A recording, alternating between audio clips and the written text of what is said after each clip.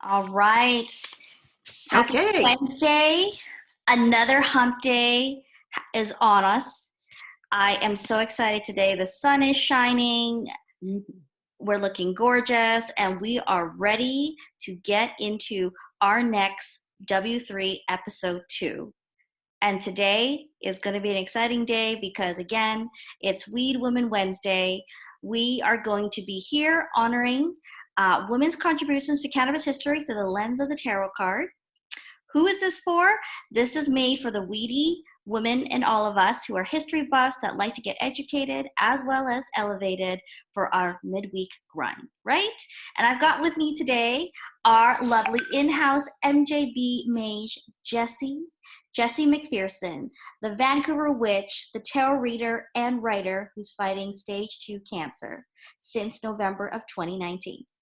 Okay, now, if you don't know the story, this amazing woman, she is, she had a partial mastectomy, is now undergoing 4 months of chemo. And in this pandemic, it's a touch and go. Is it going to happen? Is it going to not? But we don't care. Right now, we're going to get all glammed, and we are going to talk about things that matter to us, right? Yes, we are going to be quarantine queens. Quarantine queens. Let's do this. Okay. So, Jessie, take it away. Okay.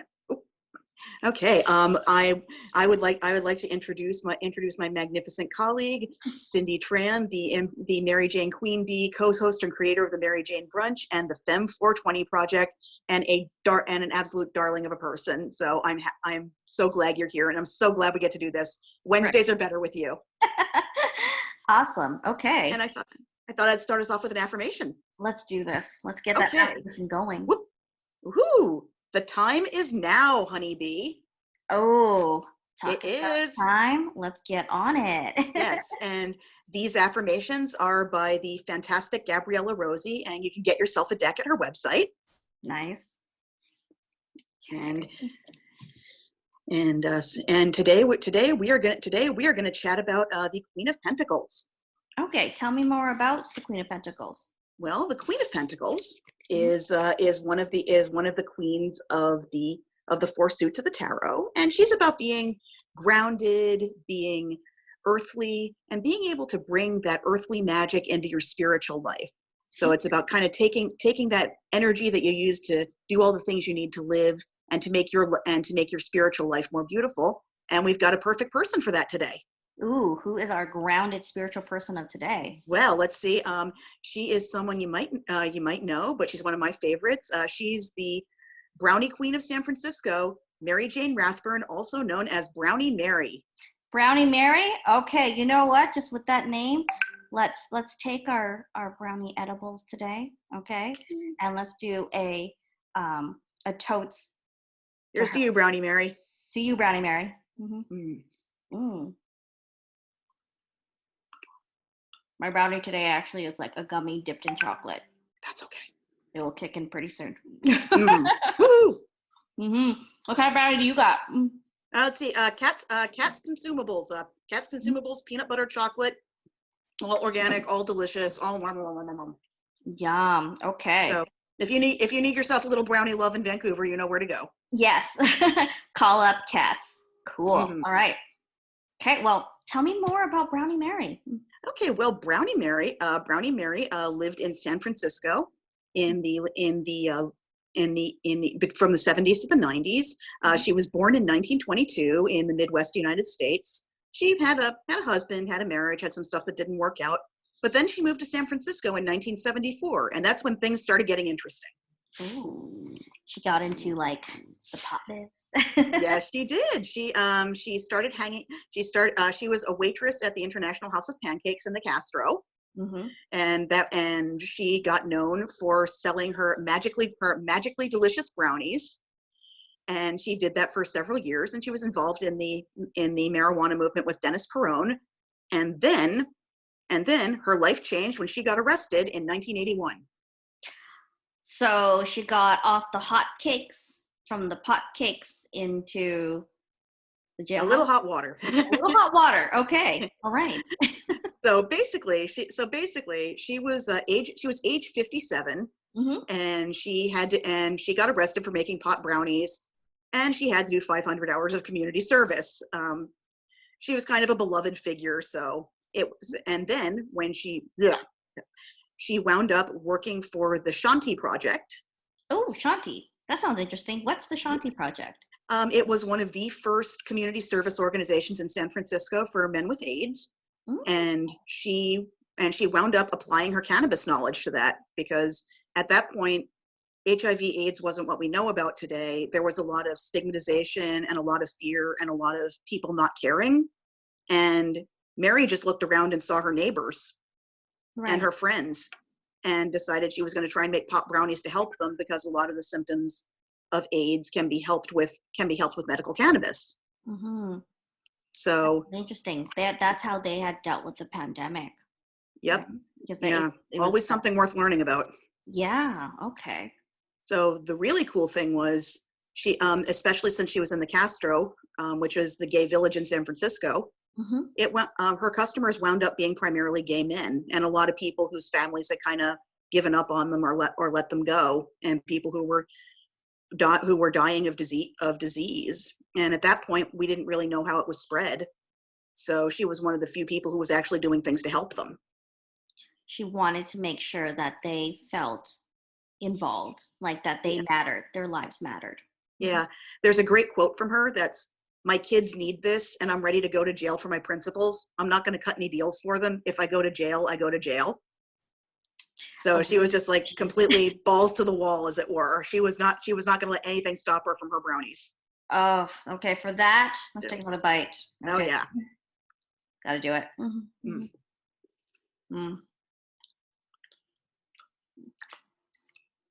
A woman of conviction.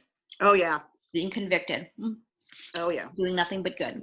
And then one of the really cool things I found out was that she later wound up spending her Social Security check to make brownies. Seriously? Seriously, yeah. She would spend all her money to make brownies, and people would actually give her weed to help her out. And she'd go to San Francisco General every day, and she'd give cannabis brownies to cancer patients, and she was just really dedicated to that. And she called all of them her kids. And one of the cool things was that she'd lost a daughter in her marriage. Okay. And Dennis Peron, one of the activists she worked with, said that she adopted every kid in San Francisco as her own. Oh, so I know. I'm like, oh my God. She became Weed Mother Teresa. Yeah. They all even called her the Weed Florence Nightingale. Weed Florence Nightingale. Wow. Okay. That is a cool fun fact. Oh yeah. And in the years later, she volunteered at San Francisco General Hospital in the AIDS wing, and she became Volunteer of the Year, which was pretty great. And also, she wound up being involved in the scientific community as well. She really spread, didn't she? Yeah, she did. Where that mattered. Okay. Yeah, because she was one of the only people who was giving people with AIDS cannabis. She was one of the people who was observing the symptoms. So eventually she wound up lecturing at ACT UP about the role of cannabis on AIDS symptoms. What does ACT UP do? Sorry. ACT UP was an organization involved in fighting the AIDS crisis when the U.S. government wouldn't. So it was kind of an underground one, but they were one of the first people who started talking about cannabis and AIDS patients and how that could work. And Brownie Mary was a big figure in that. She was a lead. She did the first lecture on that. Oh, okay. She used hard data and facts to fight up against the stigma. Yes. Smart woman. And the cool thing was, it came from such a place of love too. That was really amazing. Because she, like I said, she called everyone her kids, and that just like touches me so much. I'm going to keep saying it, but I just love that. I love it too. Okay. So with all of this, with all this knowledge, with all of her, she goes from this person who was just selling the pot cakes to, serving the people, serving those that were being underserved in terms of, their sickness and then not just looking at it that way, but also expanding herself into acquiring knowledge to use that to change the system. Exactly. Okay. And what did all this formulate? Like, did she go and fight for any laws to be passed? Yes, she did. With her last arrest in 1992, she was able to use a defense about compassionate care Oh. and stuff, and that really helped elevate the discourse around medical cannabis. This helped her work with Proposition P, which allowed growing medical cannabis in San Francisco. And then later on, she got San Francisco's Proposition 215 passed, which allowed more personal growing and opened up the field to more medical cannabis. Mm-hmm. And in 1992, she also opened the San Francisco Cannabis Buyers Club, which was the first medical dispensary in the United States. Seriously, this woman, like, she planted the seed and grew the first dispensary, edibles dispensary. Okay, another brownie bite getting in there. Yeah. Okay. Oh man. Oh yeah. Brownie Mary is epic. Oh yeah, she's wonderful. She's absolutely a hero. Okay. Oh my gosh. Okay. I'm just blown away about learning about her. You know, like at first I thought you were going to tell me just a story about a woman who was just making brownies, and she's gone from, you know, a baker into this like Florence Nightingale provider to like the weak and helpless, to a scientist, to you know, a person who went up against the law to fight for rights and get certain policies changed, into becoming, you know, this, like, she's also like a powerhouse gardener and businesswoman. Yeah. Like, she encompasses everything that basically, she's like a serial entrepreneur in the making and made it. Wow. Yeah, and she was not afraid to get in your face too. She like confronted the U.S. head of public health about medical cannabis, and her work, while she didn't start out as a scientist or anyone in that community, she gathered the data to help people test cannabis effectiveness in treating cancer and AIDS symptoms. So that's a lot. She didn't back down. And it's like she was fearless. She was like, you know what, if I'm capable of all of this, then who's to say that I can't do it? You know, just like, she sounds like the kind of woman that if we were to sit with her right now, she's not going to say to us, it's like, oh, I never went to school for, you know, to be a scientist, so I'm not going to speak. She spoke her mind. She found the information and she made it apparent that this was important, regardless of what sort of like credentials, regardless of what her background. Because if you think about it, we get arrested, you know, you think all credibility goes away, but that doesn't define you as a person. It doesn't, you know? And in just thinking about right now, you know, thinking about the role of compassion, how that really plays in the community, but also the role of supporting organizations that want to clear the record of people who, you know, during Prohibition were charged, right? Like, if you think about it, the work that Cannabis Amnesty does to clear past charges on those that were, you know, like for drug possession or personal possession that now doesn't make sense, but is going to keep them from being able to become a business owner, being able to provide for their family, being able to do something that they know that they can do, but because of this charge, this criminal charge, that keeps them from being able to rebuild their lives and impact or be the catalyst for good for others, you know? Yeah. So we got to take this example of Brownie Mary, you know, who was convicted, who through that conviction volunteered, and through her community service has done so much.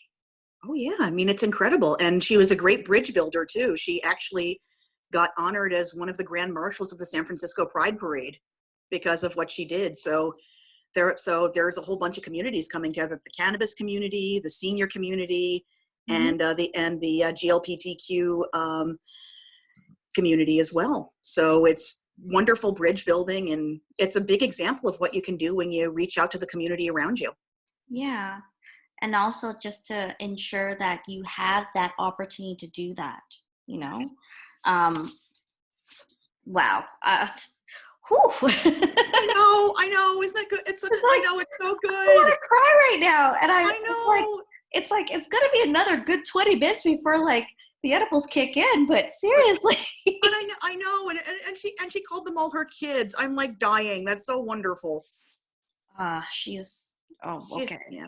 And she apparently swore like a sailor, which was pretty great. Oh, Good for her. That's my kind of mama. Oh yeah.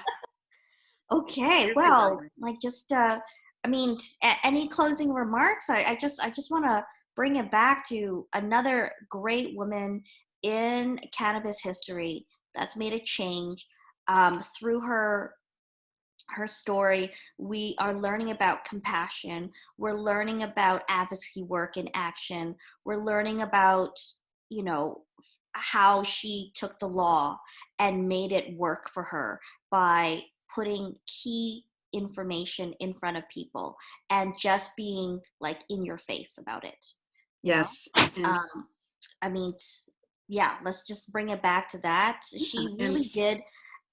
Like, I think the final thing that I want to say that this feels like, you know, and I want to tie it back to the plant, is it gives you a second chance, right? Cannabis gives you a second chance to do amazing things, do good, not just for you, but like the people around you. And it's not so much that she saw the suffering, she saw the good in everyone. And she saw the need to ensure that that was always brought forward, you know? Like, it wasn't her second chance to do good, it was also their chance. And she wasn't going to let that go quietly into the night, right? Yeah, perfect. And that's kind of what the Queen of Pentacles is about. It's about taking that good, stubborn energy, that not giving up, and that earthiness. I mean, it's like, yeah, she was an advocate, but she was still someone who had worked at IHOP and who wore pantsuits and stuff like that. And she just didn't give up. And in reaching out to her community, she made, I'd say, the entire world better. I mean, we could even as far as ending prohibition, it's like, it's different when you see it changed people's perceptions too, because she was an older woman, and also people are more used to devaluing their opinions and stuff like that. But Brownie Mary is exactly who you need. She's a real queen. She is. She's queen bee for sure. Uh-huh. Okay, so you know what? I think that is our W3 for the day. I want to do a couple of like little pointers to take away here. Definitely, if you like learning more about Brownie Mary, our MJB Mage, Jessie, she's going to be posting in the Mary Jane Brunch group more pictures, links. You know, you can Google it, or you can go to Mary Jane Brunch just to learn more. It's all there, all packaged nicely. Oh, yeah.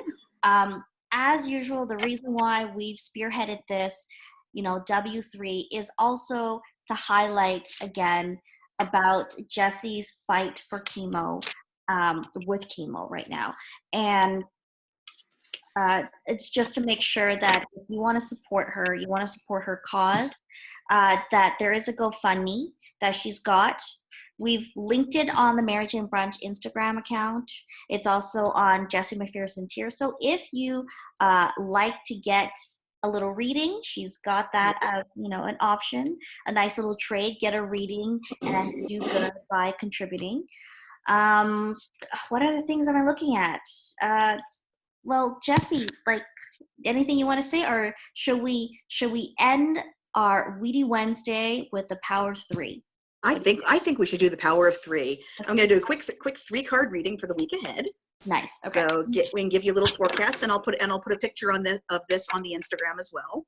Sweet. And on the Mary Jane Brunch. So let's see what we have. Oh, nifty.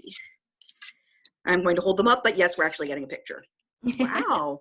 Kings are wild today. Okay, so for the grounding aspect of it, we have the 4 of Swords. And the 4 of Swords is about kind of taking that energy to rest and relax and kind of ground yourself where you need to be. It's a good time to take a bubble bath. It's a good time to sit back and have a joint. It's a good time to do any of this stuff because we've been going on along with this pandemic, and it's okay to say things are tough, and it's okay to say you need a little bit of a break. Yeah. So do something nice for yourself this week. And You can do remember, something nice every day, but definitely do it this week. definitely do this Now, week. Also, kinda all now of this month, Yeah. 420. And what's coming up for us? What's coming up for us is the Knight of Pentacles. Okay. And this one is about kind of leveling up our commerce skills. Oh. And this can be commerce in our, we can be like Brownie Mary. We can be like changing our stuff to be more charitable. We can see how those intersect. It's kind of about redefining our relationship to resources right now and kind of getting a little savvy about that. So it might be a good time to make a budget. And it also might be a good time to make that business plan. So just remember, there's going to be a morning after this. So start getting ready. It's planning time, you know, it's self-care, it's pen to paper, it's a little, it's reflection, there's no deadline. I'm just saying that there's time, and time is on our side. Yes. Bringing it back to the card. Yeah. And what's coming up for the future? The King of Cups. And this one is about having emotional smarts right now. It's about kind of being able to take emotional care of yourself and do the physical things you need to manage your emotions. So if you're going a little bonkers, go out if you can. Be aware of your feelings and listen to them. And the King of Cups is about kind of basically creating a good container to do that and doing the practical things you need to do to manage your emotions. So it kind of goes back to the Four of Swords here.